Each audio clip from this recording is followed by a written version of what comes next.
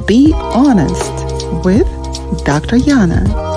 Join me for honest conversations with experts, get practical advice that will help you to better navigate your relationships and empower you to create meaningful and lasting connections. Fridays on United Public Radio Network 107.7 FM.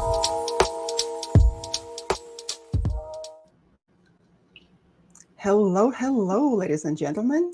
We are back live on United Public Radio Network 107.7 FM. And you are live with myself, Dr. Yana, on Be Honest with Dr. Yana. We are having conversations in the series of traumatic relationships and revealing some very could be sensitive details about our personal lives. We have a guest with us today, Robert Mitchell, back again. Welcome, Robert. Hey. Thank you for joining us again. Thanks. Great to be here. Yes, Robert had a very nice life that most of us could probably be envious of. Had a perfect place to live in Southern California in LA. Some may doubt that LA is the best place on earth, but it's beautiful. Pretty Fantastic nice. Family, beautiful wife, very kind and supporting, fantastic children.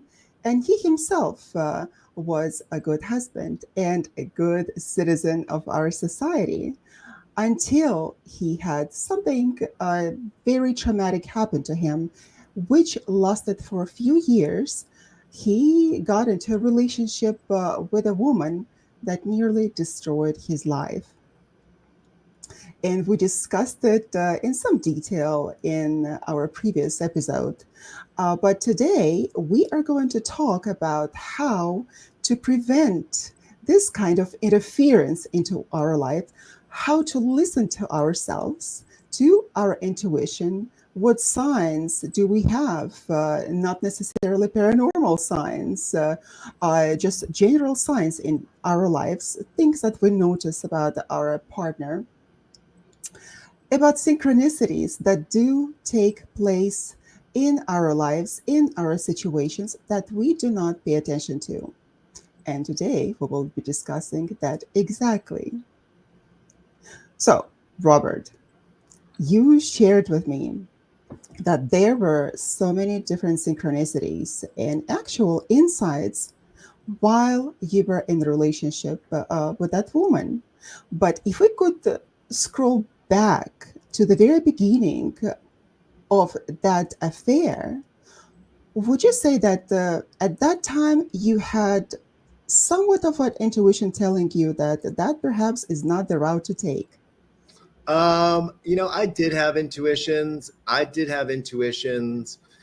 Being in certain circumstances with that person, being around them socially, being around their friends, being around their family, and having this deep-seated sense that it was wrong for me to be involved with this person. That it was a deviation from the quality of my life and a deviation from the morality of my life. Certainly I had signs about that, and it was almost as though there was like an intelligence that was trying to intervene on behalf of my better nature, on a number of occasions in that experience. And I just really didn't listen. I didn't listen to my dreams. I didn't listen to things that happened that were synchronicities. I just basically willfully ignored the signs of how just diabolical the situation was. Well, at the beginning, when we are so excited about someone, when our hormones are flying out of the roof, yeah, we don't necessarily want to believe the voice of reason, do we? No, the voice of reason. In fact, it was sort of part of the excitement was defying reason. Part of the excitement was defying my more knowing nature and the values that I'd been raised with and the love that I'd been given. That was part of the excitement of the whole thing. And you followed that path. I did. I followed that path. I didn't follow that path all the way. There was always a part of me that was reticent about making a commitment to the person that I was involved with, because I knew that I could never redeem myself once I fully embraced the mistakes that I made. And there was a part of myself that was always dragging my feet, that was moral and conscious and aware, and knew that it was wrong and knew that I was on the wrong path. And, I can say that I recall a synchronicity that was so big that it made me aware that it was almost intolerable for whatever intelligence that has an investment in my life for me to continue down that path. And things like that were happening all the time. Can you share that with us? Sure. A couple of years into the relationship I had, the person I was involved with, they were always, they themselves were getting divorced or going through a divorce, and they were always haranguing me about getting divorced, which I never did. I never did give in to their wishes and get divorced. And one time I was home, and at that time the mode of communication that I used with them was Facebook. That was how we communicated with each other, and through Facebook messages. And I was home alone at nighttime, and I was communicating with them, and they were saying, "You need to get divorced. You really need to get divorced. You need to act on getting divorced." And all of us, while I was having that engagement, the lights went out on an entire side of the house. And in the house I was in, that had never happened, but the lights just like went out. And I knew that there was a fuse box in the backyard. So I went to the backyard to flip the fuses to reset them. And it did. It reset the fuses. And when I came back to my computer in the living room, my wife was standing in front of the computer reading the message that I'd been sent about that I needed to get divorced. And that was really the first that she had heard or known of what was going on. Well, the message got through very unexpectedly. Yeah. And from that point on, and I knew that was kind of an act of God. Like I knew that the synchronicity that happening, having never happened before in that home, having the electricity go out while I was reading that message, and thinking I was home alone and having to go serve the attention of the circuit breaker, and then coming back, and my wife had come home and she was standing in front of the computer reading the message that said, "You need to divorce your wife."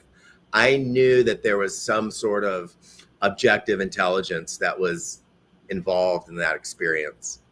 Well, the thing is that your wife saw that message, Mm-hmm. and she did not really make a scene.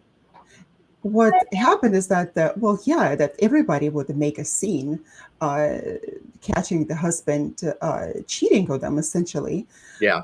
But that did not bring the end to your relationship with your wife, because she was still hoping that your relationship could be repaired even after that and continued. Yeah, my wife is a profound person, and she understood the complexities of life. It wasn't her preference, it wasn't her ideal, but I think her priority was her family. Her priority were her kids and her family and our marriage. And I think she had a lot of dignity during the whole experience, because she knew who the person was, she knew who the person's husband was, and she never openly confronted them or confronted their husband about what was going on. And she wanted me to work it out for myself. I think that she wanted me to work it out for myself, and hopefully was hoping that I would work it out, that these things happen in life and that I'd work it out for the good of everybody. I can only imagine how difficult it was for your wife at the time to find out and also to keep her cool, keep herself together during the entire situation, because you didn't end that affair immediately. You still entertained the idea of this excitement of possibly, and not even possibly, you thought that that woman was the love of your life. Yeah, I thought that I really thought that I was like there was some sort of evolution happening from where I was in my life to some place that I was going. And it was very encouraged by this person. It was very encouraged by this person. But I just kept finding myself in these circumstances that were lesser and lesser and lesser than the life that I lived in. And it was just shown to me over and over and over again that I was choosing some degenerative state that was lesser than the life that I was already in. And I could never, ever ignore that. And, there were funny synchronicities along the way. There were so many of them, like the one I just mentioned, but like I can mention another one, which was I had this whole, I recorded 8,000 dreams, and I had this whole topography of this kind of primordial Los Angeles that preceded civilization that I would dream about.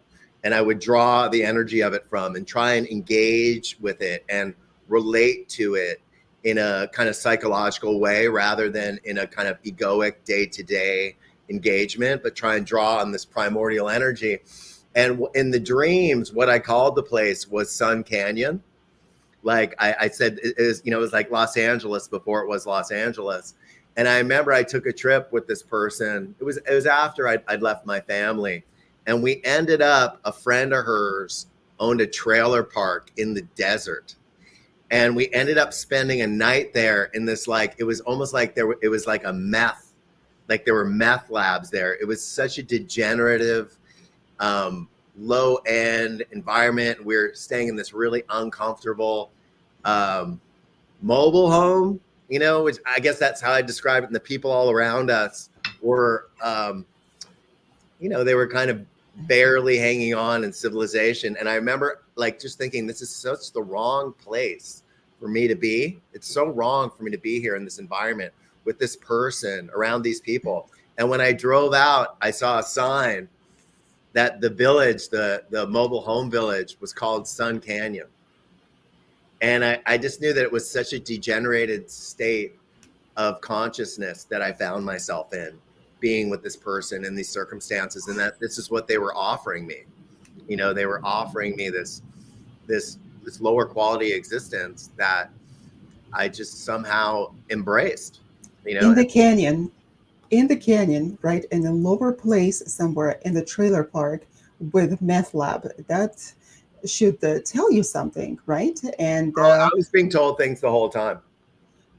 And then you would wake up brushing it off, or you would just continue to put it in the pile of coincidences, waiting for the time for yourself to break, finally. I had the sense of dread. I literally had the sense of dread that was almost like this authoritative sense of myself, almost that like my grandparents were observing me, or some profound parts of myself were observing me and were just so disapproving of what I was doing. Like, I don't know if it was probably my morality. It was probably the more quality aspects of my consciousness that I at times would have this sense of dread that was almost in the air, and observing me and disapproving of what I was doing. And I would constantly be making plans to end the relationship and constantly thinking, well, I have to be gone by this date, or I have to be gone by the time their parents are visiting, or I have to be gone by my birthday. And I just kept ignoring it. I just kept ignoring it. And then things started happening that made it no longer possible for me to ignore what was going on. And I would do things like I wouldn't be able to find my keys. And this is years into it. And I couldn't find my keys, and I'd have to go to a big meeting, and I'd say, if you just let me find my keys, I will leave. Did you? Did you? Yeah, and then I'd find my keys, and then like in the last half year of being with that person, I had 2 car accidents that were totally outside of my control. One of them was I was coming around a corner in a mountain road, and a car was coming right at me in my lane. It had crossed over in the lanes, which had happened a lot in those mountain passes, and I had to swerve out of the way towards the side of the road. And I literally could have gone off the side of the road, and there was like a 400 or 500 foot drop, and the front end of my car hit a rise in the road and broke my axle, and it kind of kept me from going over the side. And so then I got my car repaired. I had to get a new axle, and like knowing that this is escalating, like my need to be out of the situation is escalating, and there's, you know, I think accidents are like synchronicities. And then I was getting this person a Christmas present. But did you, before we get to Christmas present, did you actually, did that accident or 2 accidents happen after you gave a promise that you were going to leave that Yeah, person they to did find happen. the keys? They did happen after I promised I would leave. The amazing thing about it is that when we give a promise, it's like the contract that we sign Yeah. somewhere, and we have to fulfill that promise. We have to keep our word. Otherwise, those negative things are bound to happen. Mm. And of course, that it did. And there's nothing spooky about it. It's just from the ethical standpoint, even if we don't give a promise to God per se, right? Because we all have our different understanding of God. Consider that you gave that promise to yourself You know, that I am going to leave. I was giving that promise to some intelligence that I felt was invested in my life and knew what I was up to. You know, whatever I'd call that. You know, I think synchronicities are always a revelation of 2 things that seem unrelated, but they are related by meaning.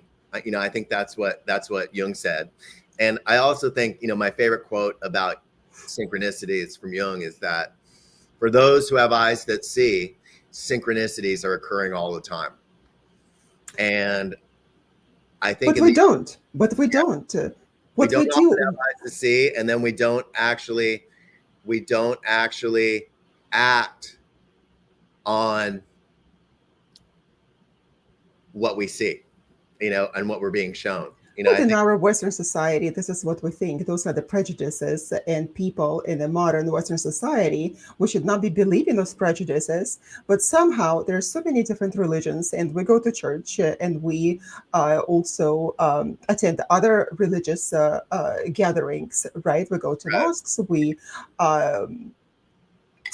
go to even to Eastern philosophical places, uh, thinking that that is something that we should be doing, right? But that is a spiritual, commonly accepted place to go, right? And we think that if we go to synagogue, for example, out of all of those places, that we are going to meet God there, right? And the interesting thing about it is that God is inside of us, and we can yeah. call it our higher self, and we can give a promise to ourselves. But nevertheless, if we do not keep that promise, all those negative things are bound to happen. You know, I think that it's really important for everybody in their understanding of their religious life to be able to differentiate between the exoteric and the esoteric. And the exoteric is we go to synagogue, we go to church, we go, you know, wherever we go to worship. And there is somebody there who's an intermediary between us and God, whether it's an imam or a priest or a rabbi or a Buddhist, you know, or any kind of clergy. And there's a sense that they have some relationship with God that they're sharing with you. And also there's a social aspect of that, which is if I traded you a goat for a cow, we can go on Saturday and Sunday or Sunday and feel like in front of that person Right. we've had an even exchange, right? But Yes. esoteric, there is no intermediary. There is just between you and the intelligence that sort of gives life, and its creativity is part of your life, and your life is a byproduct of its creativity, and it's interested in what you do, and it's interested in how you transform, because that's really the point of your life. Is it's curious about how you presented with these challenges are going to overcome them, and I think it has an opinion. I think it has a very clear opinion about right and wrong. And I get a lot of questions in the work I do about like what's the meaning of life? Like, how can there be a God if all these people are suffering? How can there be a God if these natural disasters, or there's inequality? And I think that we're kind of in an open field of creativity where we kind of demonstrate what we understand, and I don't think that there's any investment in, I think in right or wrong. I think that there is right and wrong, but we have free choice, to demonstrate what we Well, understand. if we have that free choice, Yeah. and if we know that possibly God is sending all of those coincidences as signs, God is talking to you through different kind of people, through different circumstances, don't you think that even if we leave religion out of the question, don't you think that all of those synchronicities, they have uh, such a great meaning if you look for it, and if you connect all those dots, you are able to avoid all the situations and not even to get into that in the first place. Yeah, I think synchronicities are intended to show you where you are and where you are in your path and what's happening. And if you don't heed them, they'll reoccur like a dream reoccurs. Like sometimes people get in touch with me, they want to work on a dream that they've had for years and years and years and years, and to me that says they're not listening. They're not listening to the point of the dream. So it says, you're not listening. Here it is again. Here it is again. And I think synchronicities, they show you where you are in space and time in your development and in your evolution, and you have to heed them and you have to make sense of them and see what they're saying to you. That is such a great observation. Yeah. It's not like there is some older man sitting up there in the sky, in the Mm-mm. heavens, in fact, controlling our every action and just like pointing finger, don't do that, or this the bad things is going to happen, or don't do that. The thing is that are we have to listen to those signs, and each step we take can in fact be significant in understanding what is the situation for me, what does it hold for us? For long time ago, I heard this profound statement, and it made such a huge impact on me. I was 17, and I heard that any relationship that you come across, if that relationship is very turbulent, is abusive, does not feel right, and you don't have peace in your heart about it, then it is not your relationship. If it is not true to you, then it is not for you. Yeah. So I remember for various relationships that I was in, and of course, not all of them were peaceful. A lot of them were turbulent. And I would know that that is not for me. Somehow I heard that truth, and I kept it in my heart for all these years. I knew that if it's not true to me, if it doesn't work out, if there's so many different impediments and circumstances that are telling you that you should not be with that person, you should not go this way, then it is something to listen to. Oh And yeah. In my experience in this particular circumstance, things just kept getting worse and worse. And the amplitude of the feeling became worse and worse. And I know I told you about the synchronicity that ended the relationship, and I think it's worth telling your oh audience. yes, Yeah. it's a Well, fantastic coincidence. yeah, Also, I also had tragic. I had another accident. I had another car accident where I was driving. I actually picked up a gift for this person. I was driving on the highway, and a dog ran out on the highway from a camping site, and the car in front of me slammed on its brakes, and I ended up rear-ending the car, not very badly, um, I didn't cause that much damage. But it was, it was again, another accident. It was a few months after the accident before. And then what was happening, and I was like, oh, okay, this is going to keep happening. And then what happened, the final straw in the relationship was my mother was dying. My mother had late stage dementia, and I'd been dealing with it for years and traveling back and forth between New York and Los Angeles. And my mom was in hospice, and she really gotten to the point where I'd seen like 35, 36 years earlier when my father was dying, where there's a laxity in their physicality right before death. And it's like your brain is no longer controlling your body. And when I saw my mom like that, it was like childbirth. It's like women don't remember the pain of childbirth. And I was like, oh, yeah, I remember how that looks, but I hadn't thought about it since my dad died, since I saw my dad in that state. And the person I was in relationship with wanted to take one of their children to look at a college. And they called me and said, you have to come back. I can't get anybody to look after my pets, and so you need to come back and pet sit for me while I'm away. And I was like, And then mind you that you were in New York at the time, and she yeah, I was in wanted New you to York. come back to LA. They were in New York and I was in Los Angeles, and I knew my mom was going to die because I saw the laxity in her face and she was no longer there. Anyway, so I said to the person, I said, my mom's dying. And their response was, yeah, your mom's been dying for 6 months. You owe this to me. And I need to take this trip. And I was like, okay, I guess whatever, like maybe she'll hang in there a little longer. I felt like I'd really said my goodbyes, and I felt like I had no choice with this person. But the day before, I went out to JFK, and when I got to JFK, the winds were blowing about 70 miles an hour. And the canopies on the entranceway sounded like rifle shots because they were flapping so fast. And I walked on the plane, and when I stood on the plane was swaying 4 feet one way and 4 feet the other.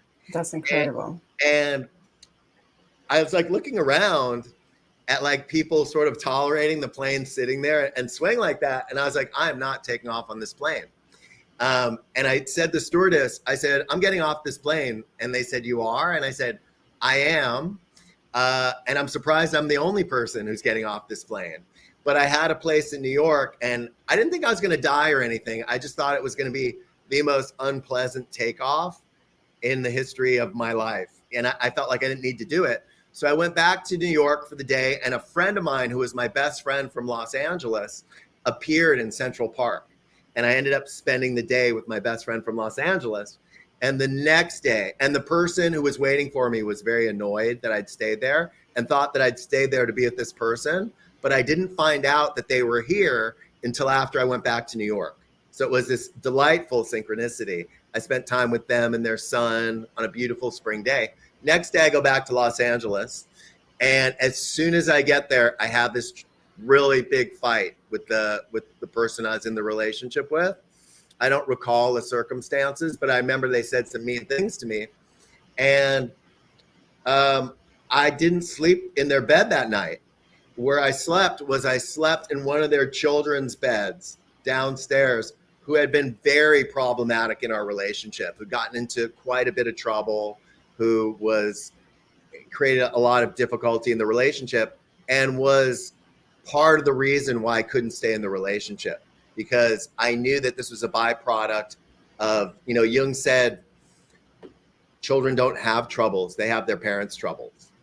And I had my own children who were really well behaved and really they were just well raised and well behaved, and they didn't get into trouble. And that was part of the immorality of the situation. I was in a situation where people were in trouble, were getting in trouble. Anyway, so I decided that night I was going to sleep downstairs, and I ended up in the bed of one of these children because they weren't there, in this cold room, really cold room, like because the person didn't have the heat on because it was, I guess, too expensive to heat the place, and in a bed that was too small for me, and it wasn't my bed. And in the middle of the night, Oh, At, can you hear yourself, Robert? The bed was too small. yeah, The I room know, it was was too terrible. cold. It It was was terrible. The room too was small cold, for the bed you. was small. It was the mattress wasn't comfortable. And then at 4 a.m., the phone rang.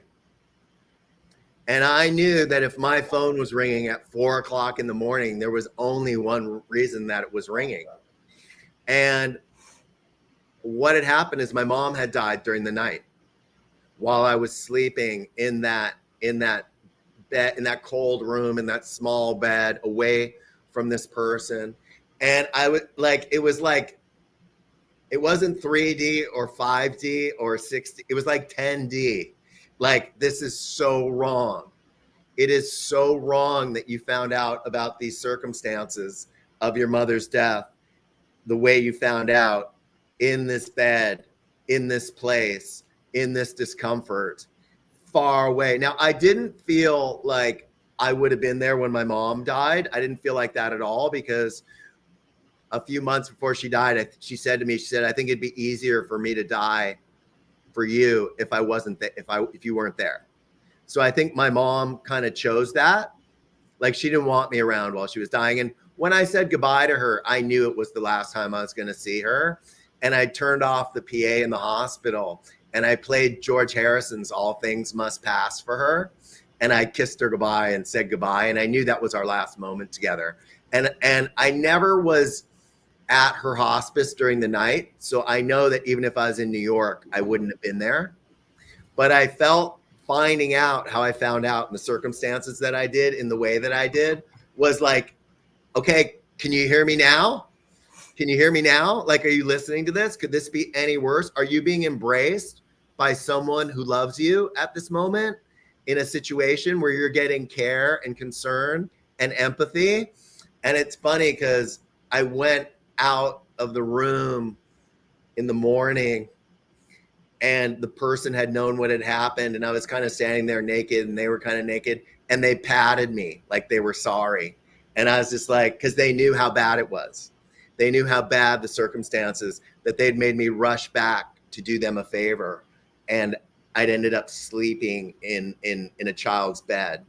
And they knew how like there was no way forward from this. That And there. that was the compassion that she showed you.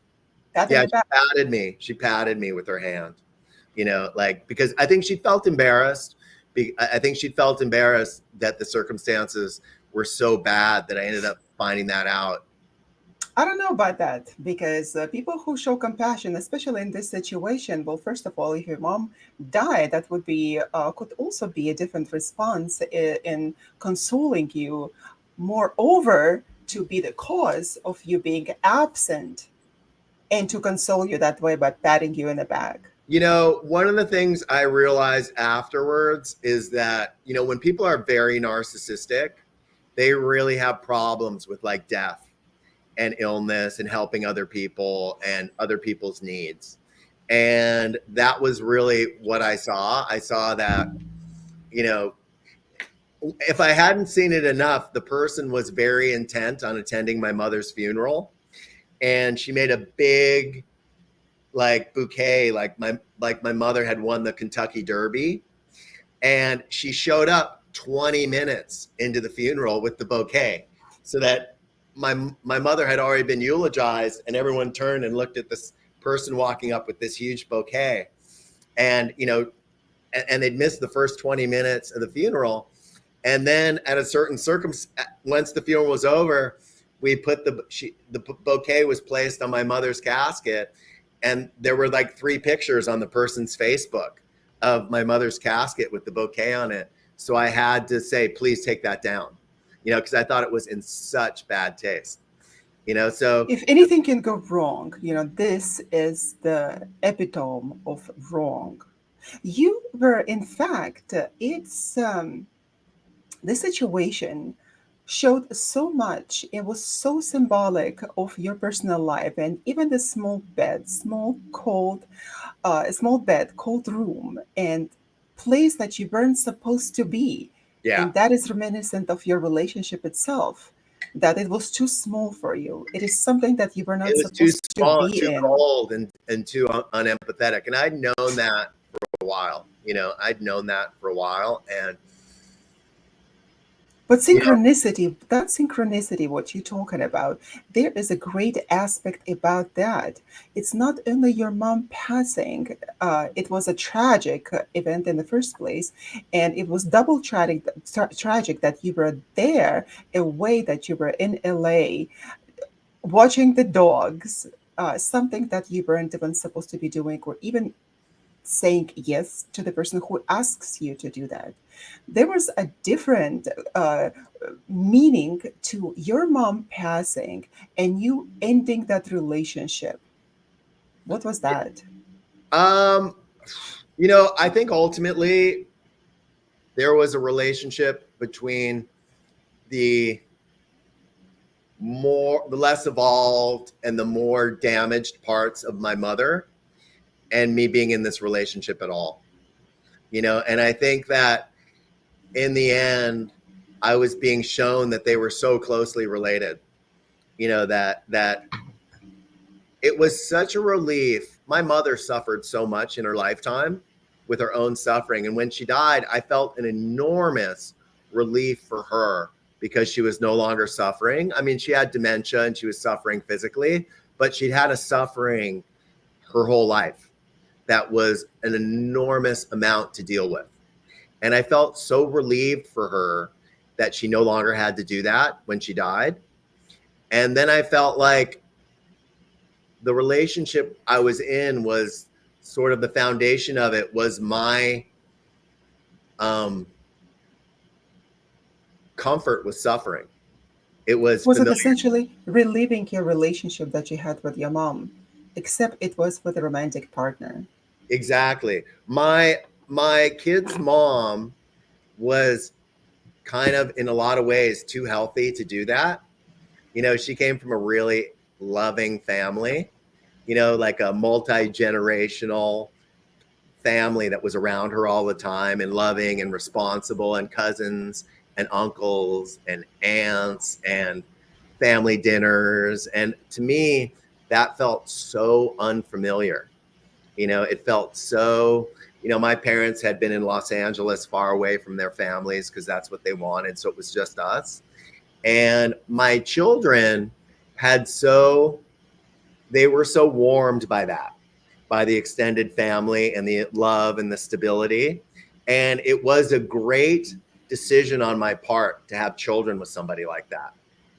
But then in the relationship I had during the marriage, and then after it was over, I kind of went back to the same sort of person with the same sort of troubles that my mother had, and tried to work it out through caring for them, through compromising huge aspects of my own life, and through basically releasing my relationship with my family, to show my allegiance to them, and it really was Yes. the most troubled thing I did in my entire life. And I know it's something that I will do.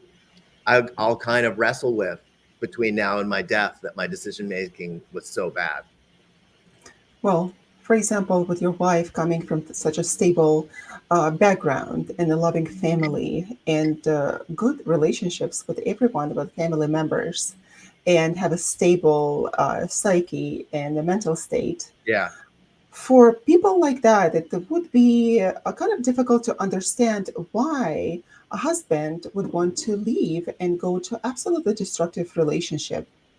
And there are so many people there, men and women, who in fact can't understand what is the reason behind it. We gave them everything, right? We were the most stable.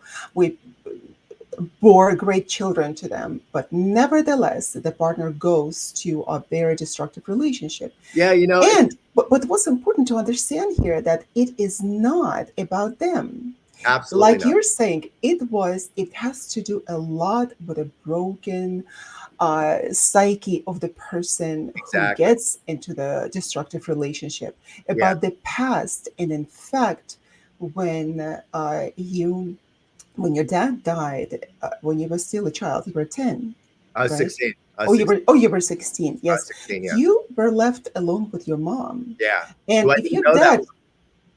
if your dad was a buffer essentially between you and your Yeah, he mom, was. He there was. was no buffer anymore, Yeah, it and was you just, were left alone with a destructive personality of your mom, yeah. of a very unstable emotional states, explosive, and very similar to the woman that you were dating. And like you said, that your mom probably and very possibly had a borderline personality disorder that could be. But uh, you were so used to that environment. You were Yeah. so used to saving your mom all the time. All the time. It's funny because I had an analyst once say, a lot of people in your circumstances, when you're 18, you would have just said goodbye. I'm not having anything else to do with Yes. you. And he was sort of curious about why I didn't. And I felt like this moral obligation because my father was gone. And I felt like nobody had any real investment in my mother. And so I felt kind of morally obligated to stay involved in her life, and sometimes I think that was a mistake. And then sometimes I just think that that's the situation that I found myself in, and I dealt with it as well as I could. And I think in my marriage and in my family, I really kind of showed that I wasn't completely destroyed by that experience. And then in getting involved with that person, I demonstrated that there was still a lot of damage there that needed to be addressed. And if I think that if any good comes of this circumstance, and you know if there's anything for the audience to learn from this, like, I don't feel like the person destroyed my life. I feel like I'm still healthy and strong and creative, Mm-hmm. and I have a lot of life to live.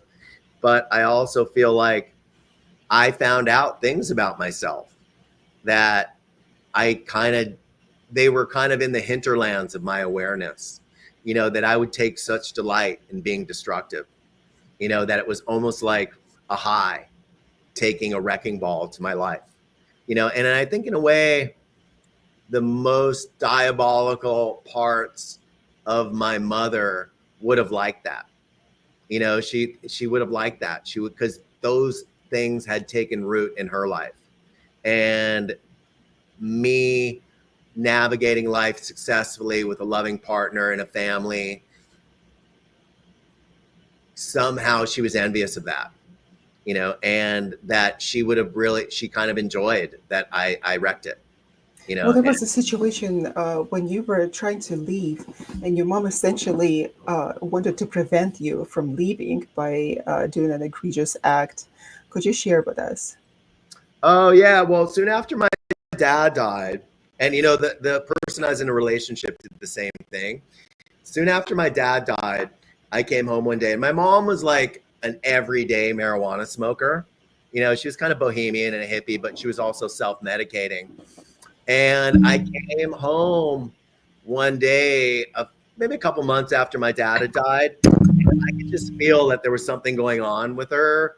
I didn't really get a sense of that, like the impact of her using marijuana every day until I was older, because it was just what I was used to. I didn't know why she was the way she was. But anyway, I came home one day and it was apparent to me that whatever state she was in, it was far beyond her usual state. And she was kind of picking on me, and it was dusk. And I said, just leave me alone. I don't want to be around you. And she picked up a piece of iron pyrite from the top of the stairs from a second story landing, and she threw it at me. And it was like a 10-pound piece of iron pyrite. But in the darkness, I didn't see what she did, but it went through my hair. Like, I felt it go through my hair, and then I watched it split the wood on the floor next to me. And if it had hit me in the face, it might have killed me. It might have broken my nose. Definitely would have split my skin. Anyway, so she came down, and I was like, I'm leaving. You're bananas, And she was trying to make it up to me and trying to be affectionate with me. And I'm like, I'm leaving. I got to go. I got to get away from you. I can't be around you. And I went in my car, and when I got into the car, she dove onto the hood, and I was sort of reversing out of the driveway, and she was screaming for the neighbors while she was ripping off the windshield wipers. She was screaming for the neighbors to call the police because I had gone crazy. I had gone crazy. And I literally, thought, wow, I could go 50 miles an hour and slam on the brakes and get rid of her forever. Like, it was that upsetting, or I could just pull over and walk away. And I pulled over and walked away. And, you know, it just showed me that she was willing to do anything. Like, there was no bottom to her behavior. And, her calling for the police while I was trying to escape, it was something that was mirrored by the person that I was in the relationship with, who, What like, happened there? well, when I left, they were really upset that I left and that I wasn't coming back. And they tried to get money from me, and, they said awful things to me, and I said some awful things to them as well. And when I went back to Los Angeles, because I had some work on, I had a outstanding bill at the tennis club that we played at that was in fact theirs, because I'd always paid for the tennis, and I'd given them money for whatever was left when I left. And I kept getting these bills for like $1,200. And I told the guy, I was like, I already told you I'm gone. I'm not there anymore. You keep sending me this bill. And I went by the tennis. I went by the tennis club at like noon on a day when I knew that person always played either in the morning or the evening, to see the guy, and he wasn't there. And I just left a note and said, please call me. I want to talk to you about this. And when I got back to New York, she tried to take out a restraining order on me, like a 5-year restraining order on me that would have appeared online, that would have appeared for people looking to work with me professionally, that would have appeared for publishers or for people looking to have relationships with me. And, I'd been in a relationship with that person for 12 years and not had a moment where they'd felt afraid of me. And one of the things they asked on the restraining order was that their dogs were protected from me, which was so ironic, because they'd asked me to fly 3,000 miles to look after their dogs, when they had to leave town. I mean, whatever they could do, their dogs loved me. Whatever they could do to create problems for me, they tried to do. And when we got to court, they so lost their composure, because they also had fictionalized things in the report, like that I'd gone by their house at night. And I had records that I never did, because I had Tesla records. And she basically did the same thing that my mom did when I tried to leave. She tried to create the situation where I was in trouble with the law. And one of the things I said when I was in court was that I've never been in court before, and they so lost their composure during the hearing, and they were so disheveled that I was going to see the evidence that they presented, that they just let it go. I mean, the person said, the judge saw what was going on, and he said, just stay away from each other. Just stay away from each other for a year. There's nothing on record. There's nothing online. There's not going to be anything. And, it was amazing to me that somebody wanted to cause me that much harm, and that somebody would fabricate a case against me to cause that much harm against me. But it was ultimately the same kind of diabolical thing that my mom had done. It was the same kind of diabolical thing when my mom had done when she tried to. And, it was astounding to me. It was Well, like you astounding. said, it's a cautionary tale for It is a many cautionary people tale. Yeah. not to have it happen. And because of the situation with your mom, and also the woman that you dated, that you were in the relationship for how long? It was almost 12 years. Almost 12 years. And that is a long, long time. Yeah. And that when you were trying to leave this abusive relationships, what happens here is that this perceived abandonment, and of course the actual abandonment, when they see you actually leave or threaten them to leave, they immediately go into this frenzy state, and they can Of course, they can ruin your life completely. But what happens at the time, it's just like this diabolical situation, like you say, I hate you, don't leave me. In Oh, that situation, she it's told me she back would and forth. decimate me. You know, she told me she would decimate me. I have an email where she said, I will decimate you. And You she know, tried to do that and she almost succeeded. yeah. But what's great about it is that and I admire you for that, for not blaming, in fact, neither your mama or even the woman that you dated, but you took the whole responsibility You know, for it. the whole thing was my fault and it's my fault. You know, the whole thing, I've apologized to my kid's mom about it, you know, and, you know, I think my kid's mom had just the way she understood it was that I'd just gone crazy. And, you know, my kid's mom, who was a great judge of character, who knew who this person was, at a certain point, she said to me, be with whoever you like, don't be with this person, you know, and she was Because she wise. was still your friend. She's still my friend. She's still my Yes. friend. You know, she's still my friend. She'll be my friend till the day I die, you know, and she stayed my friend. You know, she stayed my friend through it all, you know, and the person in the relationship was always in my ear about what she was doing that was doing wrong, you know, because she herself had had this high conflict divorce that was always high conflict, even for years after the divorce.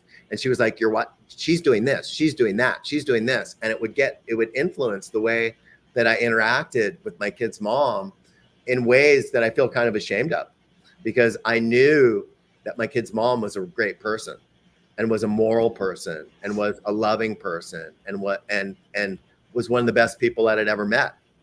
And, you know, it was like, you know, I had a dream. I don't know if I mentioned this in the other podcast, but I had a dream while there was a lot going on and I was still living in my family home. And in the dream, I came upon a fire and there was a witch chanting spells into the fire. And I knew that I was very susceptible to these spells and that I needed to get away because if I heard them, I would be influenced by them. And in the dream, I didn't know if that was about my kid's mom or about the person I was in the relationship with. It was hard for me to tell, like understand it. But I know now that it was about the person that I was in the relationship with, you know, Well, and it's probably hard to call your wife a witch because she was a kind person and trying to support you. yeah, but you know, I have an inner witch because my mom was kind of a witch. So I have susceptibility to it. You know, I'll tell you another synchronicity about this circumstance that's not dissimilar to that is the first night that I moved out and I was living in someone's guest house. I rarely have dreamed of my father in the years since he died. But the night I moved out, I dreamt that my father came and stood above my bed while I was sleeping. And he just said, "What are you doing?" And when I had the dream, I wasn't sure whether he was saying, "What are you doing?" because I was roughly the same age as him. And I felt like I was making a move to live the rest of my life happily and not die like he died. Or he was saying, "What are you doing? You haven't been raised to do this. You haven't been raised to leave your family. You haven't been raised to leave this marriage with this good person." And it was another thing where I wasn't sure what it was about, but I now know that it was, what are you doing? You've been raised with love and you've been raised with support and you've been raised with grandparents who are quality people who loved you. What are you doing behaving this way? And I just think that I never really got away from the knowledge of the disapproval of the loving masculine attention that I had been bestowed on me in this lifetime that I was rejecting to be with this kind of negative feminine figure, you know, who didn't really ultimately Yes. care or love for me. Well, we might say, of course, as I said, that I have a great respect for you for taking responsibility, but it is so difficult to even distinguish and actually understand why we have this pattern of relationships. Why do we choose? And unlike you, some other people, they are always choosing these destructive relationships because nobody talks about the pattern of good relationships, right? Because otherwise you would have stayed with the person. It's Right. always the pattern of destructive relationships. And most of the time, people blame the partner instead of pointing the finger right back at themselves and asking themselves a question: why am I getting in this type of relationships? Yeah. This is my pattern. It's not that all those people are bad people, it's just not only that I'm attracted to those people, I am in fact getting into relationship with them. So people rarely take responsibility for it. It was important to understand is to actually look into yourself and ask yourself that question: why? One of the things I thought about is I really thought that I thought with the choices that this person had made and how they'd lived their life, and I think I ultimately felt like I was like there was something about them that was lesser quality than the person that I was married to, and it gave me more power. You know, Mm. they were less stable. They were less able to regulate their own emotional system. They were more they needed more help. And You you know, were the savior. yeah, I was the savior. I thought I was going to be the savior, and there were times where things I did for them were incredibly healing and loving to them. But at a certain point, I realized I could never do it. Like I was never going to be able to fix what was broken in the person. And when they realized that, that's when they got really mad, because they shared the fantasy, I think, that with my psychological background and my caring for other people and having raised a family and having Hmm. super stable, successful kids, that I was going to bestow that upon their life. And when I couldn't undo everything that had come before me that had a certain momentum, that's when I knew that, it's always, I talk when I work with people like who are clients of mine in the work that I do and the healing work I do, that you have to be able to self-arrest. Meaning, if you're sliding down the mountain, you need to be able to stick the pole in the snow and stop your own slide. Because if you can't, you're going to pull people off the mountain with you. And I think that was, I got involved in a situation with someone who wasn't able to self-arrest. And I thought I'd do it for them. And then I thought they'd love me forever, and be grateful to me forever. And at the same time that my mom died and this relationship ended, I realized nobody's ever going to be grateful to me for that. Nobody, People will be ever. grateful to me for being loving and being consistent and being supportive and being a good friend and being reliable. But no, I don't have to be a redeemer. I don't have to redeem anybody, and I don't have to redeem myself by sacrificing good things that I'd been given for somebody who didn't have those things. I think that's ultimately what I learned is I'd grown up in a loving environment. Even though my mom was very troubled, my father had loved me a lot, and my grandfather had loved me a lot, and a lot had been provided for me that I was willing to say, here, I'm going to give all this up to take care of you. Will you love me for that? And it was somebody who, it was a tremendous mistake to make And that. not that you lack that love in your life because your wife loved you. However, what She still happened, loves me. She still loves yes, me. Yeah. but the thing is that what you were trying to achieve in the relationship with that woman is that you were trying to prove that you're good enough to love and you can do, and that's why you wanted to do so much to save that person, Yeah. to be loved back. Like you Yeah. always wanted to be loved by your mom who could not provide that Yeah. love. And while you took responsibility for that, it is also too profoundly important to understand. that that childhood experience was not your choice. We don't choose our parents. We choose the response. We owe it to ourselves the understanding, looking inside and understanding the patterns of behavior that we have. But that was not our choice. Yeah, I kind of feel like it's not random, the parents that we have, and they provide a lesson for us. And, I think Jung said, I am not what happened to me, I am what I become. And so it's what you become with the circumstances that you've been through, and what you transform it into, that is really the determining factor of the quality of each of our lives. Well, those are profound realizations, and I think that many of our listeners and viewers will be able to use that wisdom and apply it into their lives, because we cannot save everybody, and not everybody wants to be saved in the Yeah. first place. I know many people, and even from my own personal experience, there was a person of a very high social standing. He actually was already at that time retired in his 50s. He was a retired colonel Wow. of the US Army. Mm.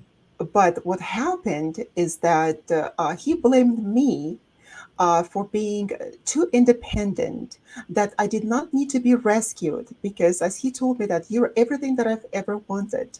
But if you just needed me to save you, if you just showed me that you need me to do all those things for you, of course, any woman wants the man to, of course, to care for her, to do things for her. But I did not show the need to be rescued. I wasn't broken. I did not need to be rescued.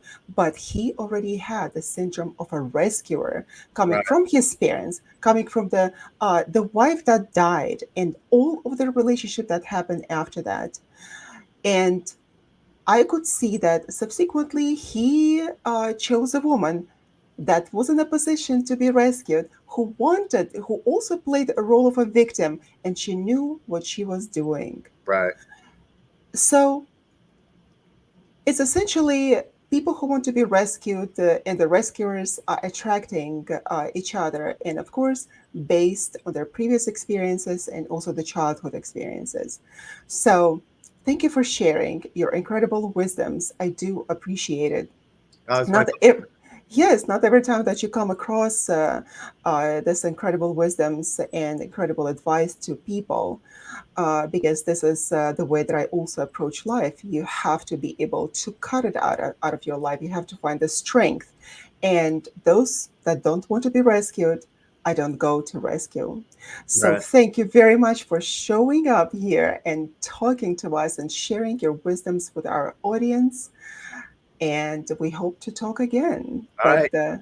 meanwhile, we were live on United Public Radio Network 107.7 FM, live with Be Honest with Dr. Yana. And today, Robert Mitchell was very honest with me. So thank you so much. Have a fantastic day, everyone. Goodbye. Goodbye.